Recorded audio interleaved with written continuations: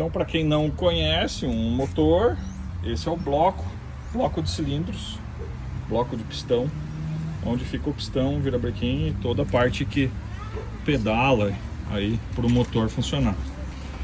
Esse aqui seria o acoplamento de um motor de barco, só que nesse caso aqui ele é uma embreagem, sistema de embreagem. Então aqui quando você aperta o pedal de embreagem, ele empurra essas molas aqui, libera o disco de fibra aqui do meio e você consegue engatar as marchas. Boa tarde, 75.